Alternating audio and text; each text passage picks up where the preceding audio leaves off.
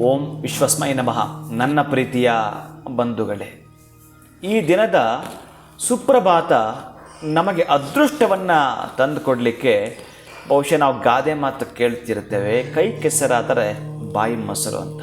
ಅದೆಷ್ಟರ ಮಟ್ಟಿಗೆ ನಮಗೆ ಕಾಣ್ತಾ ಇದೆಯೋ. ರೈತರು ಯಾವಾಗಲೂ ಕೈ ಕೆಸರು ಮಾಡ್ಕೊಳ್ತಿರ್ತಾರೆ.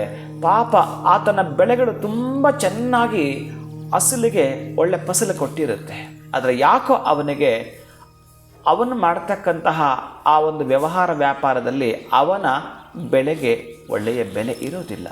ಇದಕ್ಕಾಗಿ ಅವನು ವ್ಯತ್ಯಯ ಪಡ್ತಿರ್ತಾನೆ, ಬಾಧೆ ಪಡ್ತಿರ್ತಾನೆ, ನೋವುಂಟಿರ್ತಾನೆ. ಆ ತರಹದ್ದು ನಮಗೆ ಬರಬಾರದು ಅಂತಂದರೆ ಒಟ್ಟಾರೆ ಒಂದು ನಾಣ್ಣುಡಿ ನಮಗೆ ಏನು ಹೇಳ್ಕೊಟ್ಟಿತ್ತು, ಕೈ ಕೆಸರಾದರೆ ಬಾಯಿ ಮೊಸರು ಅಂತಂದರೆ ಈ ತರಹದ ದಿನಗಳನ್ನು ಉಪಯೋಗಿಸ್ಕೋಬೇಕು. ಅದು ಯಾವುದಕ್ಕಾದ್ರೂ ಸರಿಯೇ.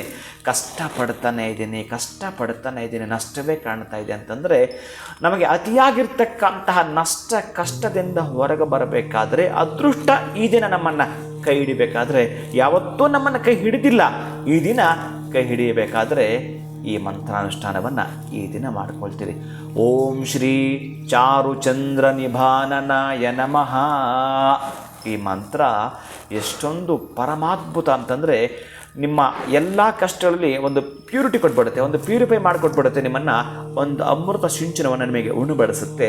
108 ಸಲಕ್ಕೂ ಅಧಿಕವಾಗಿ ಹೇಳಿಕೊಂಡಾಗ ಅಧಿಕ ಫಲವನ್ನು ತಾವು ಕಾಣ್ತೀರಿ. ಒಟ್ಟಾರೆ ಈ ದಿನ ಅದೃಷ್ಟವಂತರು ತಾವಾಗ್ತೀರಿ. ಶಿವಂಭೂಯಾತ್. ಒಳಿತಾಗಿ.